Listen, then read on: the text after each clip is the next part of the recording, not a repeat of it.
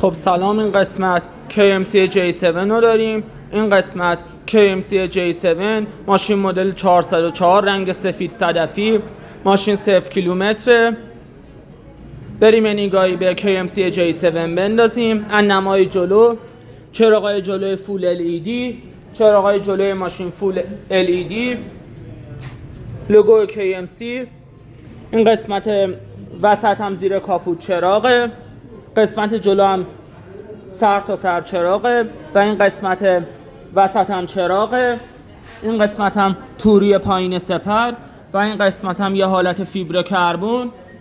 این قسمت وسط دیگه خبری از جلو پنجره نیست و این قسمت وسط هم چراغه. نمای بغل خودرو، رینگ و لاستیک‌های 18 اینچی، رینگ و لاستیک 18 اینچی، رینگ‌های ماشین مشکیه که البته من خودم به شخصه این ماشین و مشکیشو بیشتر دوست دارم، چون رینگ‌های ماشینم مشکیه، قشنگ سته. رینگ‌های ماشین مشکی، سایز لاستیک هم 18 اینچ. آینه های جانبی ماشین، تنظیم و تاشو برقی، دوربین 360، قسمت بالای شیشه مشکی و قسمت پایین شیشه کروم، دستگیر همرنگ بدنه و یه خط کروم هم این قسمت بالای دستگیره. ورود بدون کلید، دستگیر همرنگ بدنه به همراه ورود بدون کلید و یه نوار کروم هم این قسمت بالا. سقف پانوراما به همراه سانروف، سقف پانوراما به همراه سانروف که یه دستم تا عقب شیشه است. آنتن کوسه‌ای ماشین، نمای عقب خودرو، طراحی عقب ماشین یه حالت فستبک داره، طراحی فستبک عقب. نمای عقب خودرو، چراغای سر تا سری ماشین، چراغای عقب هم یه سر است، نوشته KMC این وسط J7. صندوق برقی و این ماشین داره، صندوق برقی و این ماشین داره. صندلی عقب هم به جلو تا میشه. اینم از فضای صندوق جادار و مناسب این ماشین. زاپاس هم که فرقونیه، با رینگای اصلی یکی نیست. فضای صندوقش هم مناسب و جاداره. در صندوق هم دوباره برقی میاد پایین، در صندوق هم دوباره برقی میاد پایین.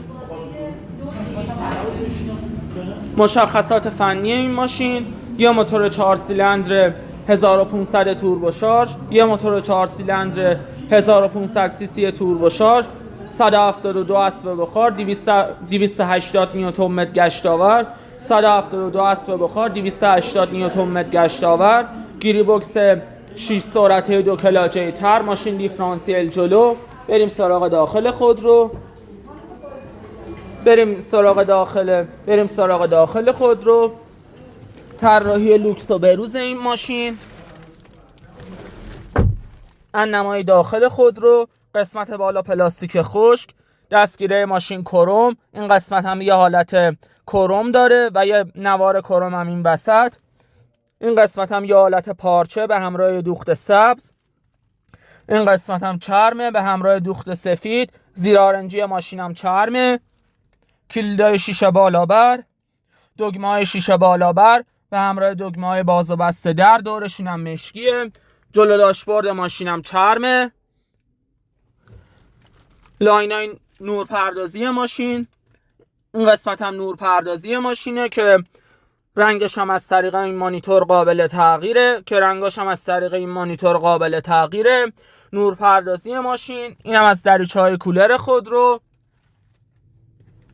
دگمه های تنظیم آینه ESP، بازکن در صندوق از داخل، دگمه تنظیم زاویه نور چراغا، فرمون برقی این ماشین، دگمه های کنترلی مدیا، کروز کنترل، پشت آمپر 7 اینچی تمام دیجیتال، مانیتور 10 و 14 اینچی تمام تاچ که مانیتور طرح تسلا هم هست. یه مانیتور طرح تسلا، یه مانیتور 10 و 14 اینچ تمام تاچ که طرح تسلا هم هست. این قسمت هم تنظیمات کولر خودرو، ESP و این ماشین داره. شیفترهای پشت فرمون، دست برفاکن و دست راهنما، 2 تا هم کاپ هولدر این قسمت، دست دنده ماشین که حالت منوال هم داره، استارت هم کیلسه، ترمز پارک برقی و اتو هولد، شارژ وایرلس این قسمت، کنسول وسط خودرو به همراه کول باکس، اینم از چراغ سقفی ماشین به همراه یه جای عینکی، دوربین ثبت وقایع این ماشین داره، آفتابگیرای چراغدار، تنظیم صندلی‌های جلو، صندلی راننده 6 حالت برقی و صندلی شاگردم 4 حالت دستی. تنظیم صندلی راننده 6 حالت برقی و صندلی شاگرد 4 حالت دستی. ماشین دو گرمه، صندلی‌های جلو فقط گرم کنو داره. سقف پانوراما به همراه سانروف که یه دست عقب شیشه است. صندلی خلبانی رو این ماشین داره، 6 تا هم ایربگ به همراه آفتابگیرای چراغدار. کولر عقب هم این ماشین داره، اینم از صندلی عقب، زیرآرنجی عقب هم داره.